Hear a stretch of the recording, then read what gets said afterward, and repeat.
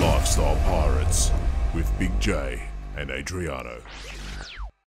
Okay, good morning, good evening, and good afternoon, wherever you're tuning in from. This is Lifestyle Pirates with Big J and Adriano. Yo, yo.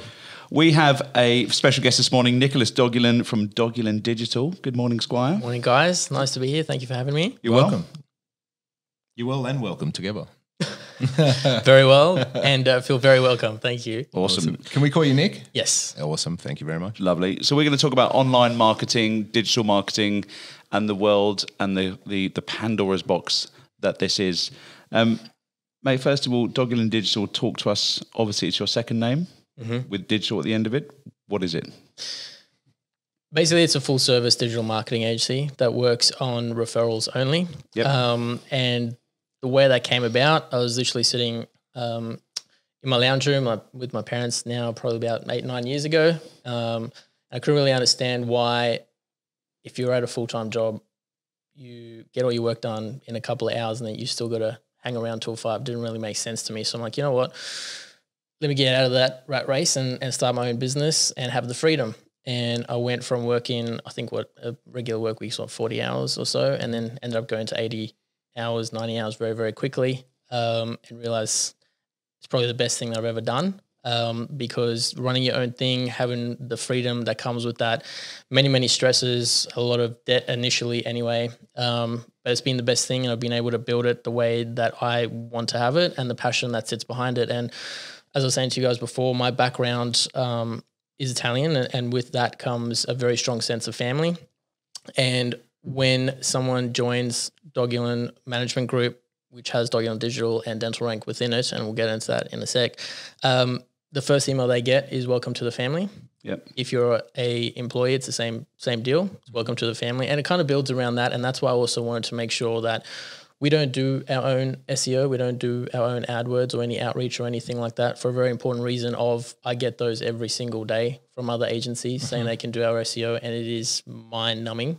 And I wanted to make sure we didn't do that and that we build a really good reputation.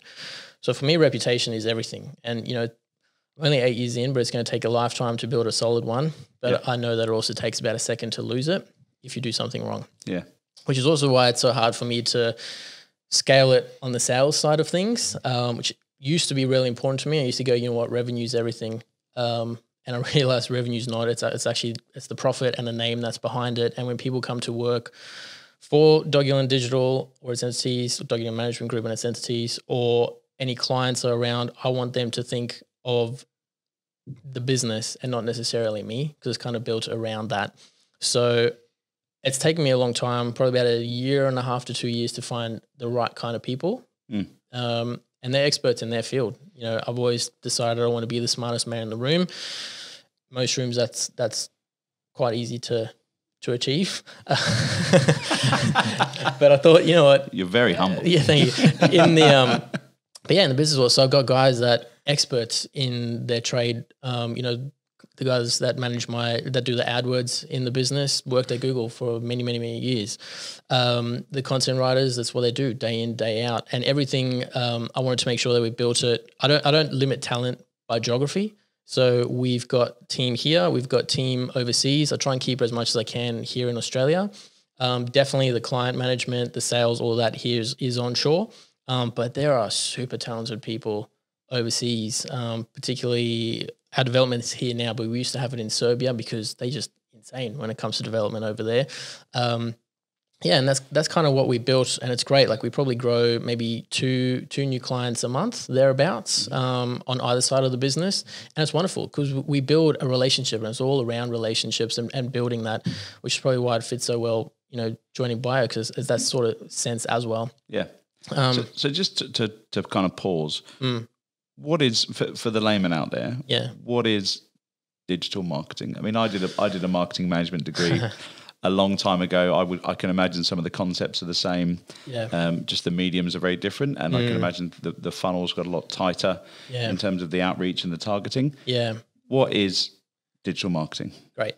So digital marketing is basically getting your business seen and heard initially to the masses, and then ultimately refining that to getting it to your perfect prospect essentially. So, and this is purely online. This is purely online for us. Yep. Now, that's with the digital marketing. Marketing in general can be a lot of offline stuff, and I'm definitely no expert in that.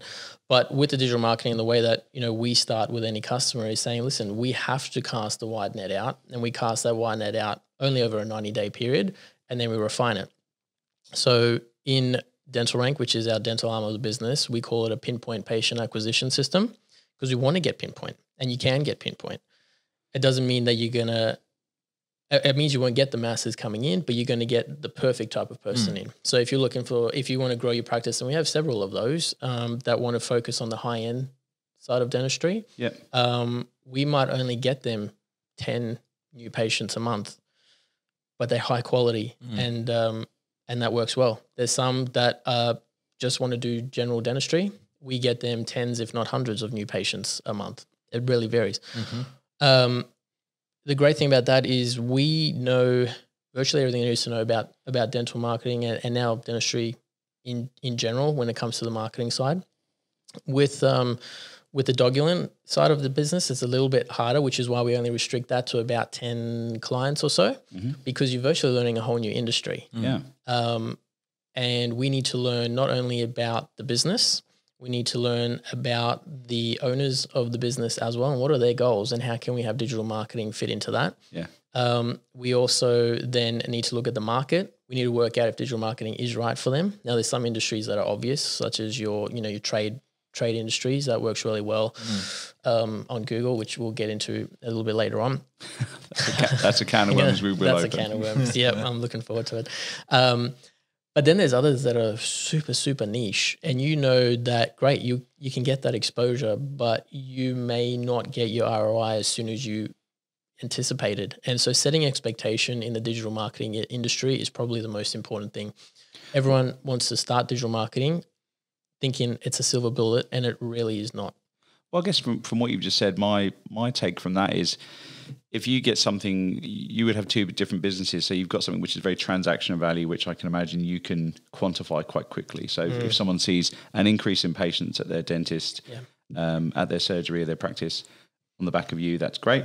And then you've got the other piece, which is, let's say, if you do digital marketing for an experience company, like a holiday company, that buying cycle, that kind of decision-making process from the consumer is so much longer. So that must be harder to quantify. How do you do that with those kind of businesses? Yeah, very much so. And you hit the nail on the head there. It's very easy when you have something like a dentist, or you have something like a tradie, and they've got that book now button, and you can quantify that. But even with that, if you've got someone that's coming in just to do general dentistry, they might convert straight away. If someone's looking at Invisalign, or they're looking at veneers or implants or anything like that, the cycle is much longer. And back in the day, you could just do AdWords, you could just do social media, you could just do SEO, and that'd be fine. These days, single channel marketing just doesn't work. You have to do the gambit of it. So let's go back to that. What is, you just said AdWords, SEO, what are they? Yeah, great. So if you look at, you might hear the term a SERP, stands for Search Engine Results Page. So if you open up Google, you type anything you want, that first page that you see there is what's known as a SERP, Search Engine Results Page. Up the top, when you see something on the right-hand side that says AD, which is ads, that's your Google ads, and that's basically paying Google. And then you've got map listings, which is known as a 3-pack. So that's where you've got, your listing will come up with your location and reviews and things like that. And then you've got the organic listings down the bottom. And the best way to think about that, and I use a lot of analogies, is sort of it's the housing market.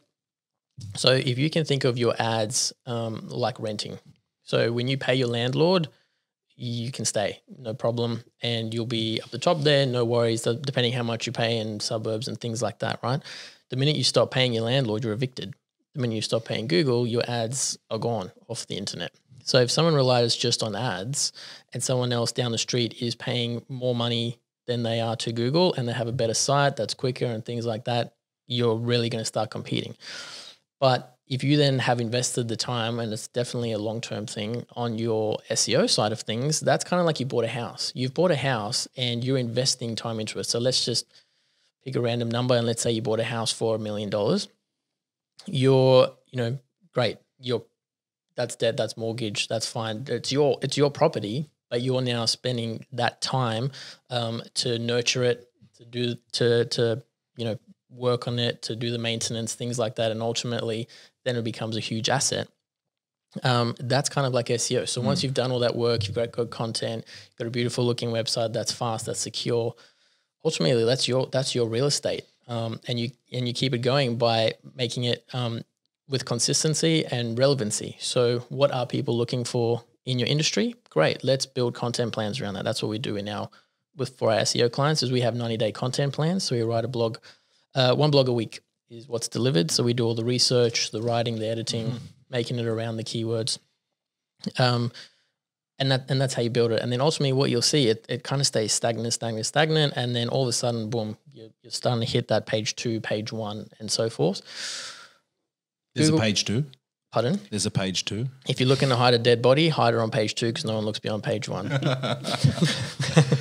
So look, I wanted to go back actually to that thing where you mentioned about casting the net, because I really want to go into SEO a bit later, but that's a massive conversation. Just before you mentioned that, you cast a net first to get like a big exposure, and then you fine tune it. Why do you cast a net first? Do you need that sort of? The reason we do that is to see what the market's telling us. Yeah. So we might know who your perfect prospect would be. Doesn't necessarily mean that they might be on Google. So to give you an example, we actually, I think I'm probably quite well known for talking people out of SEO more than into it, because it doesn't actually suit some industries. And I'll give you counterproductive. It does, but then it goes back to my reputation. Yeah. I'm not here just to make money. I'm here to help businesses grow, and ultimately that grows us too. But I'll give you an example. We had someone that did, it's kind of like an interior fit out. Interior decorating, but for yachts, super yachts. They came to us for SEO. I like him already. Yeah, they're great. And they said, "Yep, we want to do SEO. We want to do social." I'm like, "Great. Who's your prospect?" And they told me it's obviously guys with super yachts and all that. And what you would start doing is casting it out wide by doing that SEO, by doing the AdWords, to see what the market's doing. Are they looking for you even? What are they looking for? What are the keywords they might be doing? And that's what you use with AdWords, because AdWords is instant. So you have a large set of keywords, seeing what people react to. And with that net cast out wide, we can then see what those keywords might be to then really refine the SEO strategy to make sure we focus on those. However, I talked them out of SEO because someone that has a super yacht and can afford someone that does the interior decorating for a super yacht is not on Google looking for someone that does that. It's true. So why are you going to waste your money? I agree. I had the same issue. No, I'm joking. I actually watched a super yacht documentary where it was this woman from Milan, actually, where she did super yacht interiors. Yes. She didn't have a website. Yep. She goes, people just know who I am. Yep. It's amazing, eh? Yep. So you're bang on there. That's exactly right. Yeah. I think I know who you're talking about as well. Yeah. She's pretty fit. Yeah, but that's exactly my point. Yeah. So there's some where we know it'll work really, really well. But you got to think of it almost like fishing, right? So when we do our discovery sessions before we kick off anything, it's either a 90-minute or 2 1-hour sessions. We want to learn everything about the business so we can work out how to cast that net. But you think of it like fishing. Like if you're fishing for salmon, you don't go fishing where there's tuna, right? Because then you're wasting your time and money. So we want to work out, where is that tuna? What kind of rod do you need? What kind of bait do you need? What time of day? All that kind of stuff. And that's a long-term strategy. So if someone wants immediate results now, within 6 months, within a year, don't do SEO. SEO is not for you. Do AdWords, do social media ads, do outreach, things like that. Get on podcasts, for instance. I've heard that's really good. We certainly enjoy it. Yeah. But, so anyone looking to do SEO, I would recommend start at the beginning. Get a properly done website with the right content that's targeting your audience, but then start on AdWords, because that will give you an immediate effect, but also drive good traffic to your website and ultimately builds the SEO anyway, because you're targeting specific pages with specific keywords, and that's ultimately building the organics for you. But what that also does then is you start building the ROI from AdWords. So typically we get anywhere from about 3 to 4x in those first 90 days on spend. And we say use the profit that you're getting from that towards an SEO budget, so that it's kind of looking after herself. So they're getting enough business from the AdWords, and then that revenue, you say, let's start to kind of siphon that away for SEO for that long-term play. Correct. So would you encourage, because you mentioned 90 days quite a lot, so that's obviously your litmus test for both you and the client. So you would encourage AdWords in the first 90 days and then go, right, this is now the long-term play. Yeah. So if someone comes to us and says, Nick, we want to get started straight away on social, AdWords, SEO, the full gambit, I say, look, that's great. But let's do the first 90 days just AdWords, and if we can do social media ads. And the reason for that is Google is for people that are looking for you right now. So, if you're looking for a plumber, you're looking for a dentist, you're looking for someone that does super yacht fit outs, for instance, you go to Google, you type it in. Great, we're there. Google's got it. If we know that the perfect person for you is someone that, might own a yacht, might be looking for that kind of stuff, but they have no idea you even exist, that's when social media comes into it because we can target you. So we say, okay, find someone, although now things are changing with the whole social media side as well. You might have noticed you got logged out of Facebook recently. Yeah. That's another topic we could get into if you want to. The algorithm's horrible at the moment. Yeah, I noticed that. What happened there? Yeah, it's from a tracking perspective. So it's actually it's more to do with the iPhones. So you got logged out because now there's an option there that you have to select to say that you're with the tracking side of things. So before they could just track you any which way or form, whereas now you actually have to opt in to have that happen. So we could get any analytics on somebody before, where you went, where you ate, what you did, what time of day, all that kind of stuff. Now you can't get that level of granularity anymore without having this thing opted in. So that whole social piece has to change as well. And how do you know if, as a user, like how would I know if I've opted in for that? You can basically open up your phone and see it. So right now it's an optional thing, and you would have got logged out and you'd have to go into the phone and select it, but then you will get a pop-up come up in I think it's a couple of weeks, couple of months to do so. Not full-on expert around the social side of things, but that's what my team tells me. Yeah. If your location services are on for that particular app, you're getting tracked. That's it. I don't think I have it on. It's on. You would have it. You have it on by default. I knew you were here. It's on. You saw me coming. Yeah.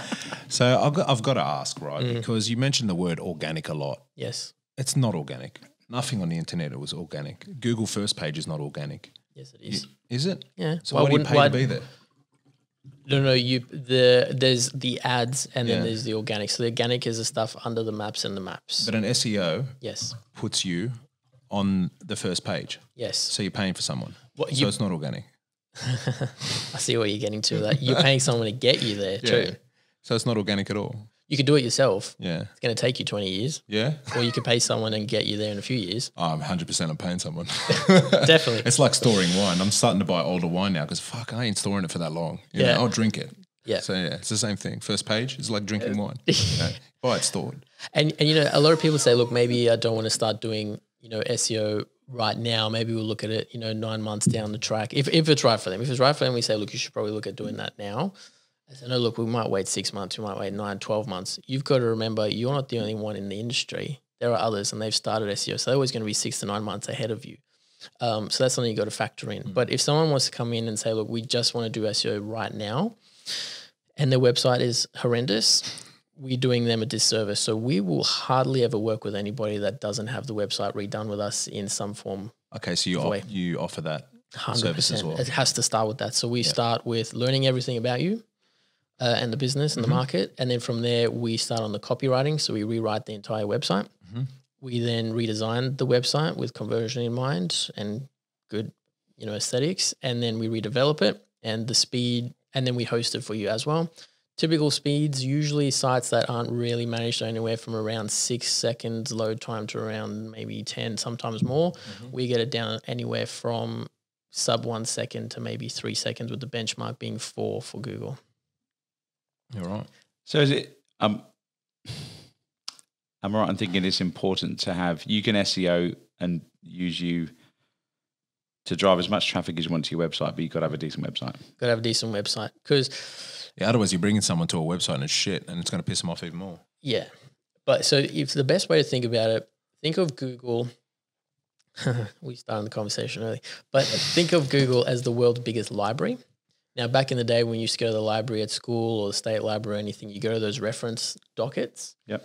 The way those work are you're trying to find the most relevant piece of information super quickly that'll give you the answer. If you don't get that, you're not going to go to the library. You don't get that, you're not going to Google.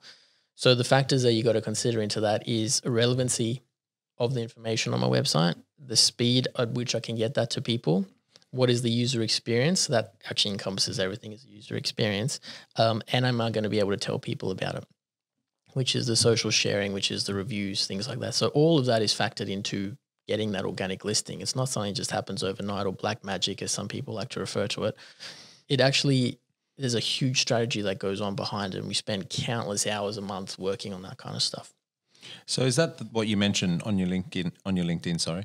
About the art? Is that the art side of it? That's the art side of it. It really is art. I love it. Yeah. And you know, I mean, we've got the full team that does all the SEO. So everything from the technical SEO, so writing all the, you know, getting a little bit of jargon here, title tags, meta tags, you know, schema tags, things like that. That's one arm of it. And what are they?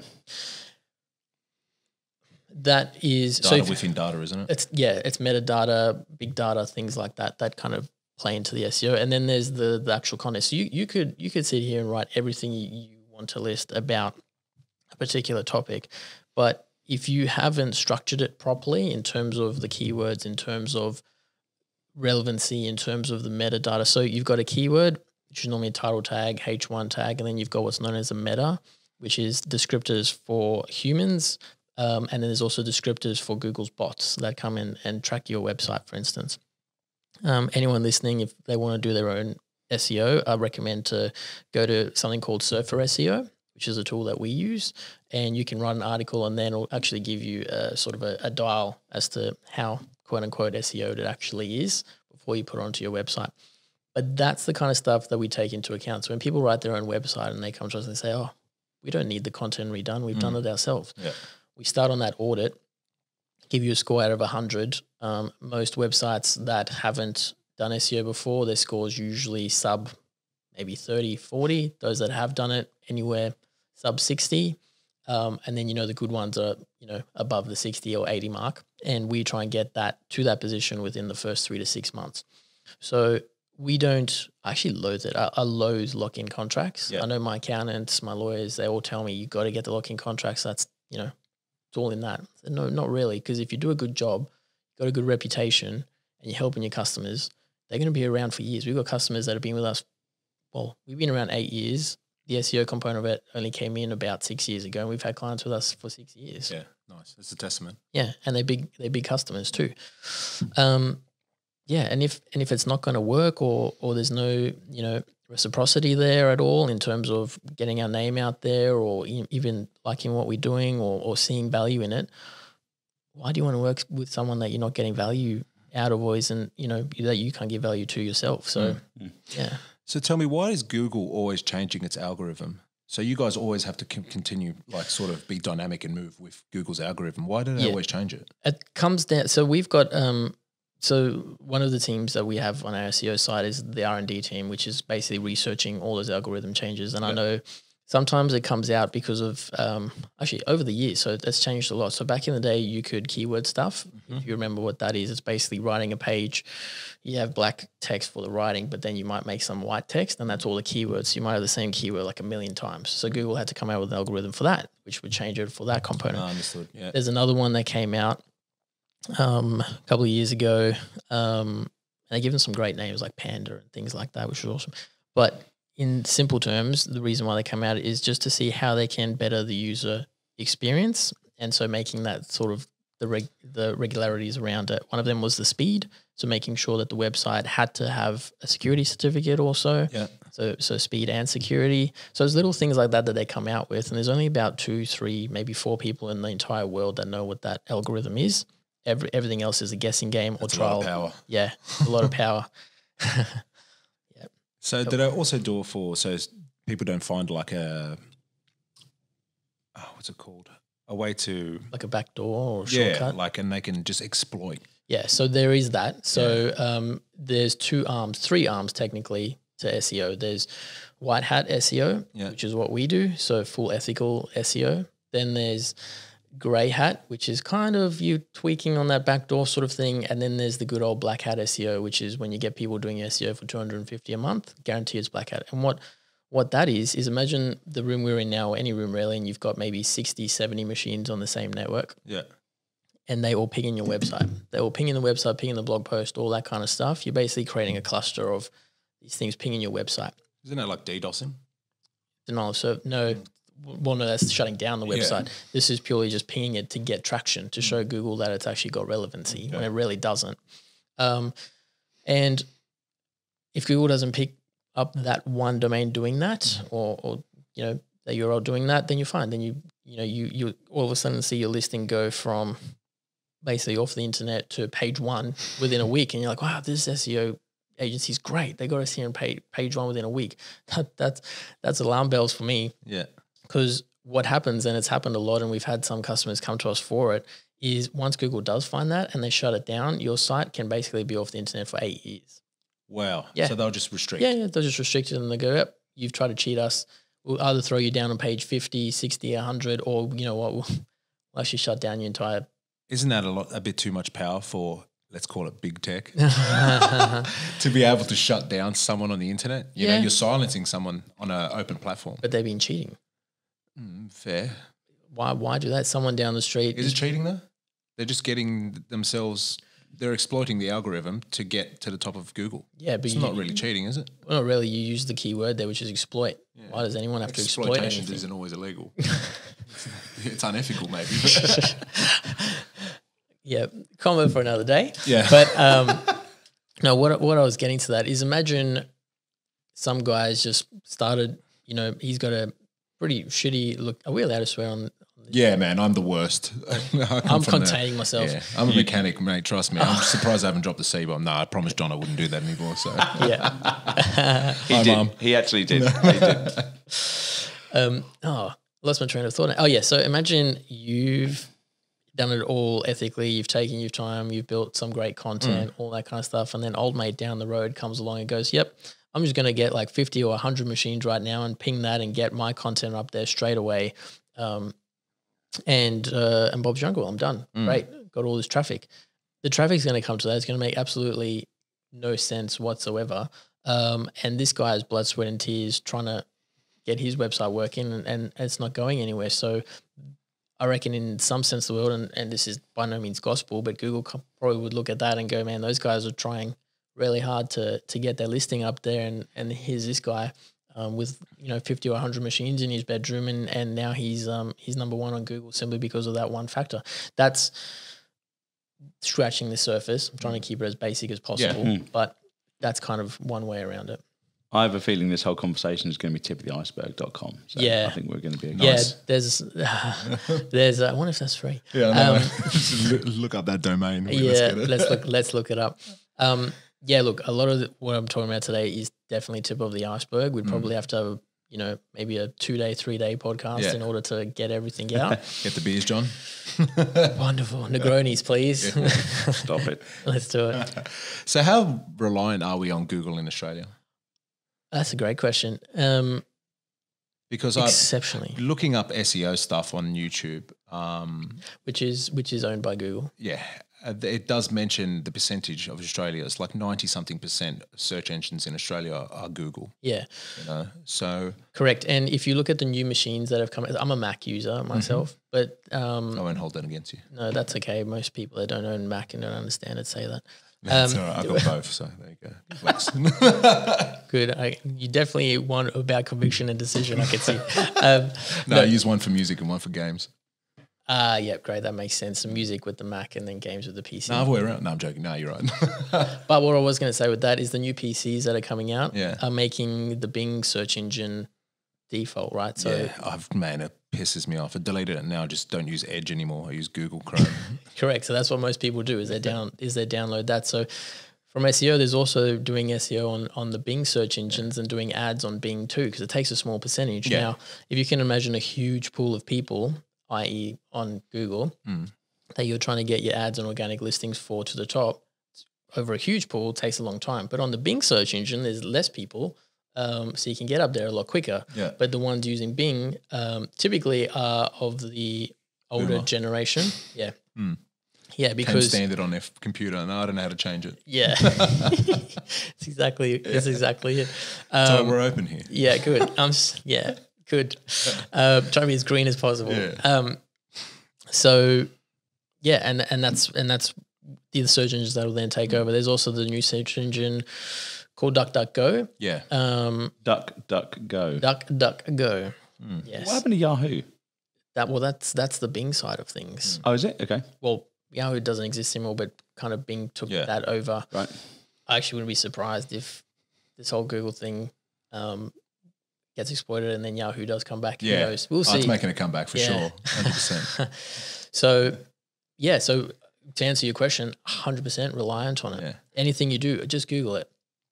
Yeah, I know. There's a website called Just Google, which we use a lot. So if someone asks a silly question, we'll put that in there and send them the link, and it's just Google, and it actually shows you just going there, clicking, typing it in, and searching it. So Google, 100% rely on it. I mean, yeah, from our point of view, we're reliant on Google. Yeah. Most certainly, agencies are, everything, but we'll adapt if it does fruition, and we'll adapt to it and come up with something new, or just teach everybody how to use VPNs, and then we'll use Google overseas. VPNs are becoming a lot more common now. They are becoming common. Especially since everyone wants different Netflix regions and stuff like that. That's exactly right. So going on to SEO, well, we've talked about it for a bit now, but front page Google. Let's talk about the elephant in the room. Yeah. On the top of the front page of Google. Enough about me.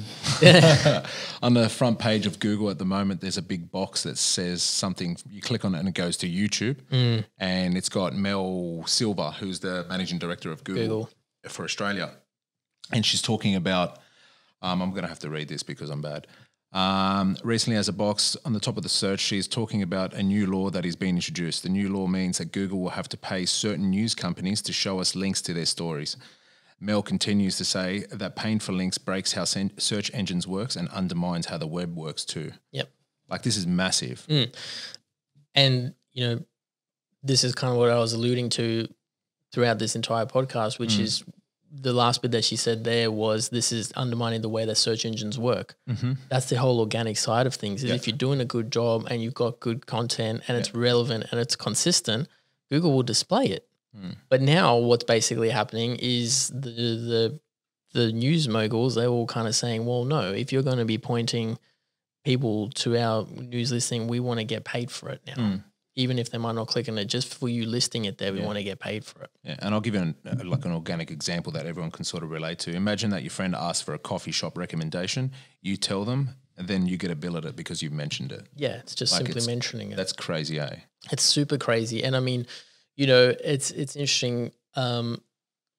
That's like, it's almost like the Google reviews. It's almost like on social media where you're sharing something. It's almost like now saying, okay, every time someone clicks share on your on your post or whatever the case is, they want money for it now. It's like, silly. No, we're just trying to get it out there. So, it's the news just has to adapt to it now as well and say, okay, well, we're getting the traffic from it. That's great. But the problem is all those news publications, you have to subscribe to them. Now you can just see the news for free. Yeah. The name of it, but Google's come out with a new listing. It's do you have it written down? What's that? They've come out with a new section on Google now, which will have all the news on there. It's not the Google News. There's a new one there, and that's what she was saying they can start using now. She mentions they've got an answer. Yeah, and that is the answer. Yeah. Oh, is that what it was? Yeah, that's what it is. And the public and the news corporates can do that. So it's kind of the big boys fighting against each other here. But you've got to look at it. What's the overall impact from it? And unfortunately, the people that are trying to make the decisions on these are quite archaic in that sense. Yeah, 100%. Yeah. You got to look at the young people. You got to get them involved. You got to get their opinions involved in all of this and look at it for the greater good of it. People go to Google to find relevant information. You don't want to now go there and go, am I seeing this because they are getting paid to be there? No. Like, yeah, sure, ads, everybody knows that, but that's just one element of it. But now the news components, it's like, well, I'm not going to go subscribe to one of those news publications because it's It's very one-sided. Yeah, whereas now I can go to Google and I can type that in and it comes from many publications. I can have a look at it, but then there's also the open forums. Like I can probably get the same information on Reddit. You probably get Reddit's God great. loves Reddit. God loves Reddit. Reddit's awesome. Yeah. That's actually where I started doing intermittent fasting from. Yeah? Yeah, Reddit's awesome. Yeah. My mate told me to go there. But kind of like my weight. Yeah. So, but that's right. You should be able to make up your own sort of mind on many topics. You know, for example, YouTube's a massive thing. You know, YouTube, you know, during the whole Trump organization and a lot of right-wing sort of activists or talkers and everything like that were getting silenced. You know, you couldn't mention certain words. If you mentioned certain words, the analytics pulled you out and demonetized your platform. You know, it's crazy now. Well, it's it's not just happening now. It's been happening for a very, very long time, and also on social. Like, for instance, this whole thing that we were talking about before with Robinhood and the trading and all that kind of stuff. Have you seen how many of those publications have been pulled down from social media just because it's the masses and they want you to think a certain way? Cancel culture. Yeah. Yeah. That's the way it is now. And people are starting to fight back, you know, starting to have a voice, which is great. But yeah, look, if it's going to fruition, I think it's still going to be a number of years before that happens. I think it is. Look, I have to mention this because it's from Scott Morrison, and I want your opinion on whose pockets he's trying to line. He goes, the reasoning behind this is because Google makes money by linking people to search queries, and that's come directly from Scott Morrison. Is he trying to fix his mogul mates that once they lost paper, they lost like 90% of their revenue? Correct. And now Google is sort of giving it news for free. Yeah. And then Mr. Murdoch ain't getting his cash. And now he's going to Scott Morrison and say, listen, mate, you need to change legislation because I want my money back, you bastard. That or Murdoch's got a search engine in the lurks waiting to go. Whoa, you heard it here first. First. More water? Yeah. More water? Yeah, parched. Yeah. You reckon? Would you be surprised? Nah, not at all. Yeah. It could be. Who knows? But yeah, I mean, by saying that it's linking to articles, great. That's kind of what we want. Yeah, I don't understand what the big hoo-ha is about. I don't want to have to go searching to find information. You know, like attention span these days are a lot lower than most times. Oh yeah, God, I know that. Sorry, what? Yeah, exactly. But what I'm getting to with that is you only have certain seconds to find the information or to be relevant in that sense, right? So why not use Google where they will get you the most relevant information that you're trying to look for that will give you the answer to then let you be on your way? Why then do I want to go, okay, well, I'm looking at that. Yeah, it's somewhat relevant, but are they paying more money to get their news listing up there first? And some people can turn that on its head and say, well, that's what's happening with ads, but everyone knows that's how the ads component works. So Google's not saying it has to be this way. Google is saying, let's play fair. You've got this whole section there. If people want the news articles, they can click on that section on Google and find it. They're not saying if you don't do this, and the Australian government is saying, well, no, it's only going to be this way. And if it's not, you can get out of Australia. Yeah. Well, Google said that back to the government as well. Yeah. The BBC recently reported that Google could switch off Australia just like that. A switch. And What's it's going to be knock-on effect from that? For them, nothing. It's a drop in the water. No, not for Google. For us, we're in the dark even more. Yeah, well, welcome back to the dark ages. Yeah. What are people going to do? You know, and I mean, what people might then do is be a lot more on social media. Yeah. And, you know, oh God. Yeah, I know. We don't want more of that. But that's skewed even more. Social? Yeah. Yes. That's pay to play. Yeah, basically. Yeah, it's very interesting, this whole social and all the social channels that are coming out and all that. But yeah, that's what they're doing. You start going onto the social media to try and find the information, going on the groups, you know, using whatever. I don't even know the kids of today are using for that kind of stuff. So what's the knock-on effect for an SEO if they get rid of Google? That's a massive hit. Like, that's the algorithm you guys know off by heart, and you have to learn a new shit. We don't know about the algorithm off by heart. We know how. You know, I know what you're saying. The mechanics behind it for sure. Yeah, well, all the agencies here will start suffering, or we'll have to move overseas. So we might open up a Singapore office, or you know, something like that, and move away from that, or we just pivot, like most would have to do, I suppose, and. You know, we would then focus on the social media sides, or you might focus in other mediums or whatever the new search engine that comes out, or it might be Bing. We might have to go back to Bing, something like that. We'd have to see. Go old school. We could just give out flyers like we used to do with the events. Just go flyering. Look, it's a long ROI. Yeah. Good work, though. A lot of overheads. Yeah, but it's kind of like, and by no shape, way, or form am I alluding to Google being a mafia, but it's kind of like in the mafia where the head might be cut off, but then someone else will just come in, right? There's another search engine that's probably waiting to do that. There's plenty of search engines. Apple's actually creating their own search engine right now. So who knows what that'll be. Yeah. And then there's also, like now there's the voice search and all that kind of stuff that's happening. What's that? Voice search. The show? No. Oh. No. So when we do quote unquote SEO, we also now got to factor in voice search, which isn't anything new, but it's just becoming more apparent these days. So it's like how we're sitting here now and, John might mention a product or you might mention a product and all of a sudden you're now seeing that appear everywhere, or you pick up your phone or you go, like even now on the Apple Watch, like you could get Siri activated and say, find me the nearest this, or what's the opinion on X, Y, and Z. Yeah. She's very left. She's very left, Siri. Yeah, she really is. It's actually, I have some fun with it sometimes. But what that then happens is the content that's then created on the website actually has that embedded into it, which is the type what people would actually say. What you would actually say to Siri is very different to what you would actually search. So like if you go dentist Croydon on Google, you don't say, "Hey Siri, dentist Croydon." You say, find me a dentist in Croydon or find me this, etc. You've got to now start factoring that into the search results. Like organic language rather than just keywords and stuff like that. Yeah, basically. But you got to factor all three into it. And then there's just so many elements that go into it. Look, it'll be a really, really sad day in Australia if that were to happen, but we'll adapt. Well, hypothetically speaking, let's say it does happen. Google, are we just talking about the search engine, or are we talking about the whole of Google servers and everything else like that? Because that would mean 90%, or not 90%. Amazon do a lot of our servers as well, but that means how many sites will disappear? Yeah. Well, I mean, Google's biggest revenue there is obviously the search engines and the ads. What about Gmail, calendars, drives? No, that'll still you'll still be able to use that. Okay, so that'll still be there. It's just the Google Google search. Flex. Well, yeah, they'll just be on the servers overseas. Yeah. Right. So VPN will become a normal thing. That'll be a normal thing. I mean, we use it every day from a security point of view anyway. Yeah.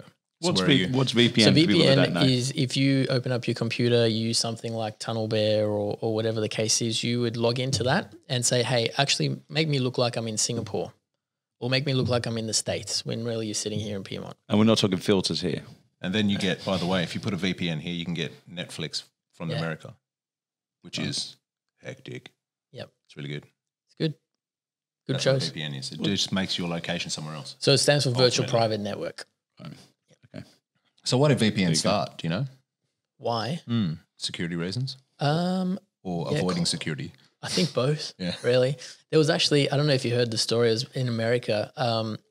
This one guy was behind a VPN, but it looked like it was coming from his neighbor's house. Yeah. And they raided the house, and it was just some lady with a kid at home. And they thought they got the wrong house, but it was actually the guy next door, because he was sitting under a VPN or using a different connection. I can't remember the story. He VPN'd to the house next to him. No. He used the VPN, but the signal Sneak 100. Yeah, that came back showed that it wasn't from there or something. Yeah. I don't know. It's crazy hacker world. Yeah. How did you get into this? Great story. Great question. Great. Because you're from South Africa originally. I'm South African born and bred. Actually, it starts from there, funny enough. So when I was 8 years old, so I'm South African born. Yes. Born, bred, blood is South African, very proud, but I'm super proud Australian. A proud South African. There's not many of them around, is there? Nor very many humble Australians. No, but what I was going to say with that is, so... Such conflict built within him. So South African born, but both sides of my family is Italian. So my first language is Italian and Slovenian, because it's the Slovenian side of Italy, because the border's there. And technically, most Italians won't consider Trieste, which is where I'm from, to be Italian, because that was taken over in the war during those times. My great-grandfather actually had his ear cut off by Mussolini, but we won't get into that. So the man himself? The man himself. Wow. Yeah, because he defied him. So back in South Africa, can we go into that now? Of course. Great. So back in South Africa, at 8 years old, my uncle took apart a computer and I was sitting there with him and I'm like, man, this thing is cool. What is this thing? Got into the world of computers. Ever since then, I've been studying computers. So I actually did a degree in computer science technology. I did a TAFE. I went to TAFE and I studied software and all that. And I wanted to be a coding monkey. It was the best thing. I wanted to build all this cool shit. To appease my parents, I then thought, okay, well, let me apply for university. Applied for Sydney Uni. They basically... I wasn't much of a studious kid. So when I applied, they laughed and they said, come on, Nick, you're not going to get into Sydney University. I got in. How I got in, I don't know, but I got in. You're like, what? I did it as a joke, but I got in. Probably because I was mature age. I was 21 at the time. That's apparently mature age in university. Yeah. But I digress. So the whole point of that is then I got to university and I studied obviously computer science there, and you have to know theory at university. Everything's about theory. In TAFE, which is way better than university as far as I'm concerned, because it's all practical stuff, right? There you build code, you reuse the code. It's awesome. It's kind of what you do today. You build code, you reuse it all the time. University, you have to know the theory. Yeah. Because I'm not studious like my brother. He's a biochemical engineer. My dad's a criminal lawyer. Studying is kind of what they do, right? Books and all that stuff. I'm more the creative side of things. Probably why I was a dancer and all that kind of stuff. But my, when I then got to Sydney Uni and you had to do all the theory, I was like, I don't want to do all this kind of theory stuff. What else can I get into? And then I looked at the business side of things. So then I started working for a place called Carbon Systems. So one of my oldest mentors, great guy, got in there and he said, okay, we need you just to, maybe just start doing a bit of the web stuff, bit of admin, all the writing. So I'm like, okay, can start doing that. And then when I've graduated my uni degree, I thought, well, what can I now get into? I kind of want to do my own thing. And all I knew was kind of web at the time because of my studies. So then I hired a team overseas. They were actually Bosnia to start with. Got one client and thought, great, I've made it. This is it. I'm a millionaire. Left, client finished.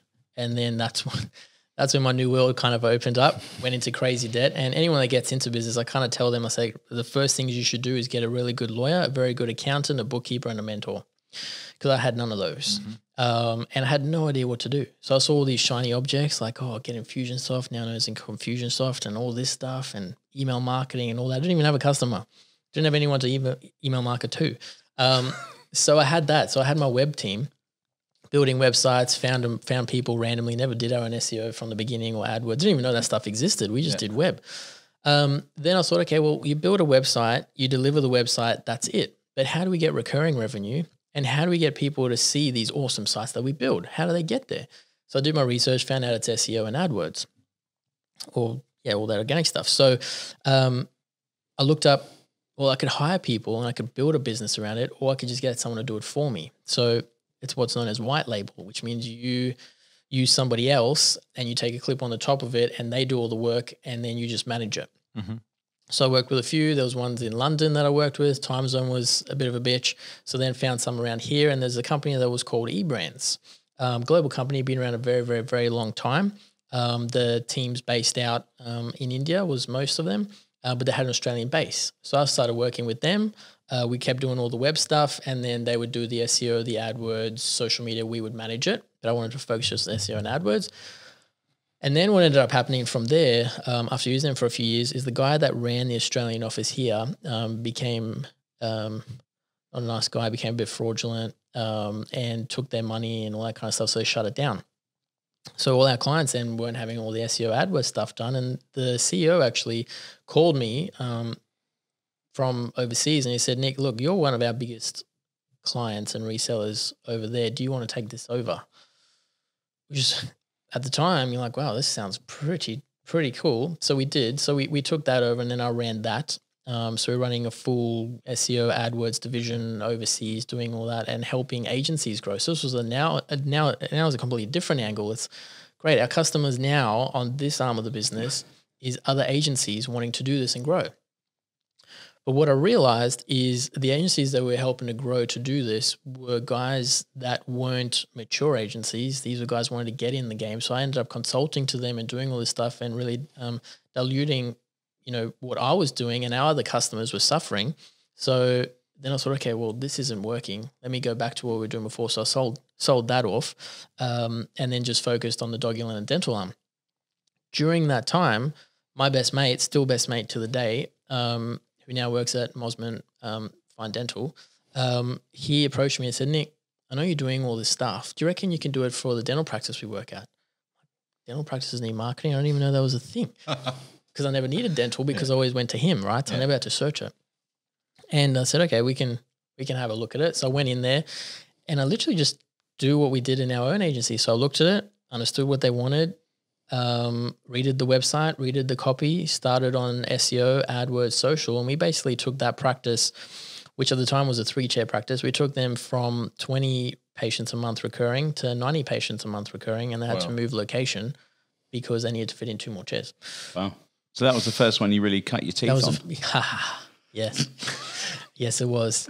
So instead of them giving people perfect smiles, I gave them a smile. So, and then what happened from there is we got known and we got on the cover of dental magazines. We got on dental podcasts. The name started getting out there, and now we work with one practice per 3 to 5 Ks, and we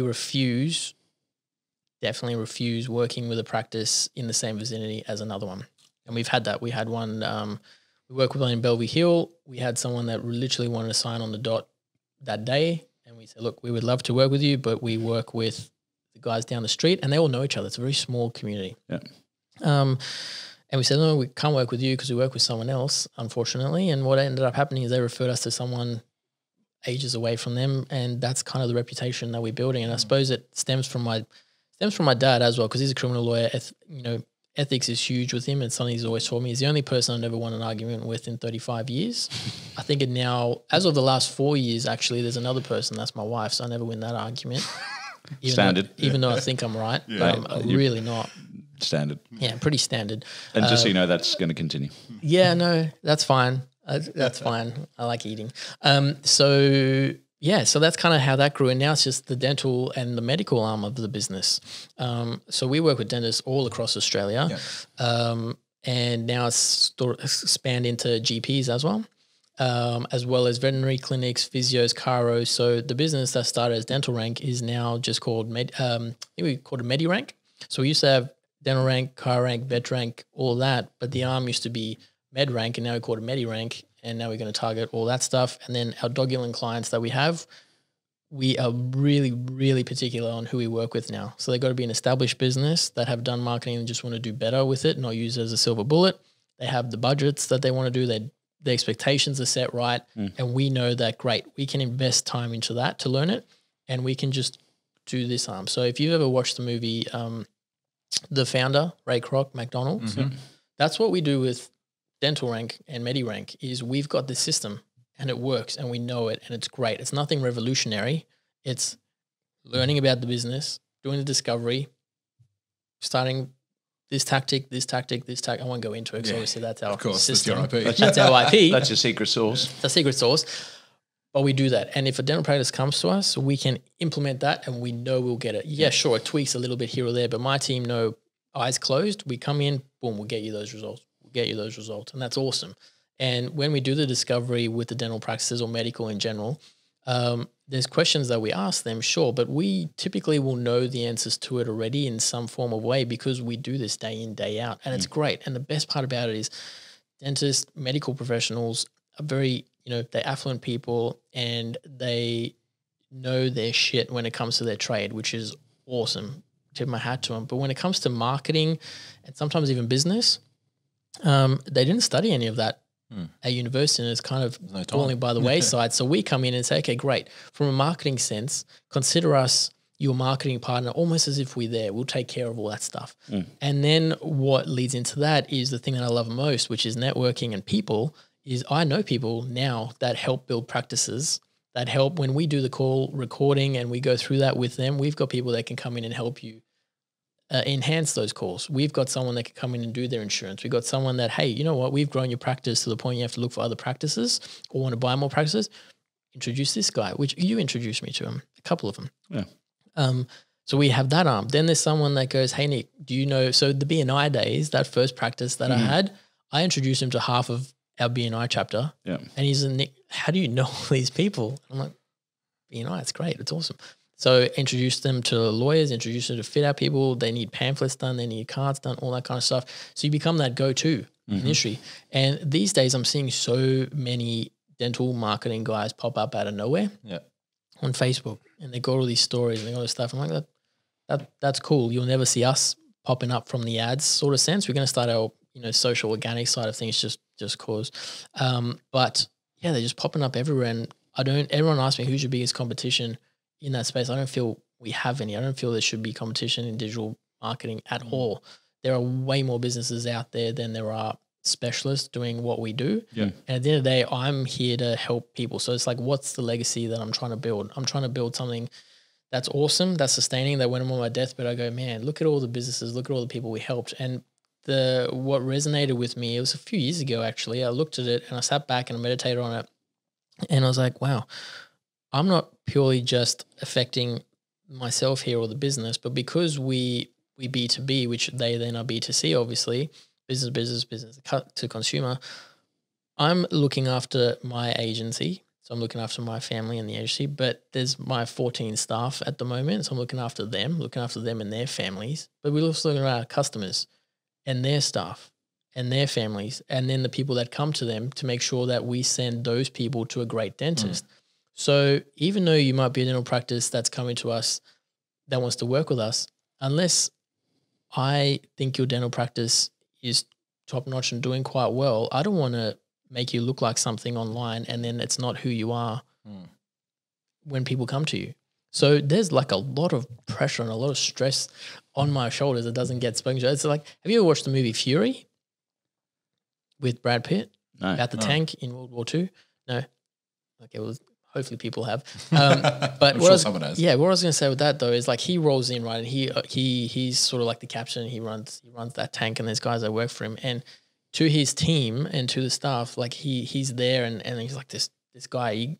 You can't dent him, like he's just perfect. But then he goes around the side of the tank and he literally cripples, and because of all the stress and everything like that. And that's kind of what it is every single day in business. Like these people that work for you, you're kind of like that. You're kind of like their commander. But ultimately, and I heard it from Gary Vee the other day. He's like, yeah, they don't work for you. You work for them. Yeah. And at the end of the day, it's like you got the business owner, then you've got your staff, then you've got customers, then you got money, and then you got you. It's that cycle. Yeah. Most go straight down. How do we look after our customer? And it's like, no. You got to look after your team. So we have unlimited leave policy, which again, accountants and lawyers, why you do that? It's kind of weird. Got to look at hold tax on that. But I'm kind of like, well, why not? I left the corporate world because I didn't want to work set hours if I had stuff finished. So we do the same with my team. I'm like, look, guys, here's your KPIs. Here's what we got to deliver this week. Once you do it, go to the beach, have fun, go for a surf, do whatever you want, go remote. I don't care. Just get the stuff done. And we can work together as a team, and we achieve it for our customers. And our customers will know the same thing. Like our office in the city, there's only me in there now, which I kind of made my den. Kind of got my whiskeys in there and everything. It's a cool space, man. It's cool. I need an invite. Yeah, you come. I'm actually just about to, what's the suede. I'm about to get a nice little suede chair in there and everything. Nice. Is quite cool. But what I was getting to with that is our customers know that. So they know, hey, look, we will be there whenever you need us. We're doing the work. We check in with them every fortnight, just as a call. G'day, how's it going? This is how your campaigns are going. Is there anything you want to know? Anything that's coming up? Monthly formal meetings, and then quarterly formal meetings, which is the 90 days. So we track everything in 90-day chunks. When people come to you and say, oh, what's their marketing for the year? I'm like, you can have probably a goal. That might be, you might have a revenue goal, you might have growth goals, whatever, but don't look at it from a marketing sense. We've got to do it in 90-day cycles. Yeah. Because if someone last year in 2020, you guys might remember this thing still around called COVID, started. But if someone in January had their goals set up till December and they spent all that time trying to figure that out, and then in April COVID hits and you lose a shit ton of stuff, that plan's out the window. So we do everything in 90 days, which is the initial 90 days, which is our 90-day strategies, our 90-day content plans. Even our team, even if they don't take unlimited leave, we have 90-day it's like mental breaks. So they work hard for 90 days, and then I tell them to take off a Friday and a Monday, which is paid, to chill. Like just do that. It's been super busy over the last 3 months. Like we're literally launching, I think, about 15 sites at the moment, and started. It's crazy. Love it. Crazy. But But once things normalize again, then we'll get back to that where the team can take those times off. And I almost enforce it. It's like, hey, I don't want you to be at more than like 85, 90% capacity. Like I need the creativity in our team, and I'm proud of every single one of them. They're fucking awesome. But yeah, that you need that mental break. How do you chill out? Remember we were talking the other day and we said how much we hate New Year's resolutions. Yeah. But we said 12. Yeah. Yeah. So I've started something with that as well. And I mean, I can open my phone and show you, but meditation for me is huge. So my morning routine, wake up anywhere from 4:30 to 4:45. Is that courtesy of your son, or is that because the alarm goes off? He's the best, man. We put him to bed at 6 p.m. He wakes up between anywhere from 6 to 7 a.m. Nice. Uninterrupted. Score. Hopefully number 2 is about the same, but we'll see how it goes. But what I was getting with that is, so I'll wake up in that time, get up, meditate, brain train. So I've got brain training apps like Elevate, things like that. Brain train, read. So I read every single day. And then I don't intend to be, Mr. Olympia or anything. So I'll just do a couple of chin-ups, push-ups, sit-ups, things like that, stretching, and then have a coffee. And that kind of sets me for the day. And that gets me sort of into that headspace. And then what I've also got is like nick time, so that my team know they can't interrupt me for 2 hours in a week. So it's usually Fridays from 2 to 4, where I just have what Adriana has, which is pen and paper. And I've got certain questions. So I think the book's called The Road Less Traveled. And Christian Trujillo got me into that one, I think. And there's certain questions that come up. So it's like, okay. And the question that resonates with me every single day, not even week or month, every single day, is if someone had to approach our customer, because we don't have lock-in contracts, and someone says to them, hey, come over to our agency or leave Dogulin or leave dental. I want them, or my thought pattern is, how do I get them to say a very strong, a very resounding and very impactful, fuck no. Why the fuck would I leave? Yeah. That's what I want them to think. Sorry for the swearing. That's fine. Next month, by the way, is no swearing month. Yeah. So I'm getting it all out. Nice. Yeah. You've got one more day. Thanks. I'm not going to use the C-bomb. Yeah. I've been told by my wife I can't use it anymore, which is probably good. But yeah, so that's what I sit down for every single week for 2 hours and go, what are we doing now that's keeping our customers saying that? What do we need to do to ensure that they say that? When a new customer comes in, what's the journey look like from the day they get introduced to me? So when John does an intro or someone does an intro, one of our partners do an intro, from that second, what do? On my phone, I also have 6 things come up every single day. Just a sort of, what are those things called? Reminders? No, not reminders. Memes? No. There's like sayings, affirmations. Affirmations. And so one of them is, how you do anything is how you do everything. So I'm like, okay, how do we do that? How you do anything is how you do everything. Yeah. Another one that comes up for me is I'm the captain of my soul. I'm the master of my mind, and anything that I do, I don't know, it's all on here, but I basically read it every single morning. I'm trying to get it to the point where I memorize it. Mm-hmm. So it's important, but it basically sets my mindset. Yeah. Right. And then one of the other things that I do, and I've said this for a long time, even before I had a child, is I'm like, how do I be the man that I would make my son proud to look up to or want to be? Or if I had a daughter, how do I be the man that I want my daughter to date? So I take that into every single day and every single situation that I'm in. And that kind of helps me. So that's what I do. But yeah. For someone that's so young, you're a very deep thinker. Thanks, mate. Like you've mentioned things about your legacy, all that kind of stuff. I mean, yeah. I've written, it's going to sound pretty morbid, but I've written my eulogy. That's fucked. No, it's not. Think about it. What do you want people to say at your funeral? He was a great dad. He had a successful business. He helped so many people. He did this, he did that. So work backwards. How do I get people to say that to today? What do I do today to get there? That makes sense. Yeah. It does make sense. So I review it every single year, and every quarter I review about 100 questions that I ask myself. And I'm like, okay, how am I getting there? What am I doing? So my ultimate goal in life, if we take my growing a perfect gentleman aside, being my son and whatever my number 2 happens to be, and having a loving wife and all that stuff aside, my dream ever since I was back in South Africa, I suppose, my ultimate dream is to never see a child without food in his stomach, clothes on his back, or shelter over his head. And it fucks me off that there are so many people in this world that are spending money on stupid shit when you should be curing poverty. They actually had something that said the money that was spent on a particular war could have solved poverty in the world. You solve poverty, you solve everything.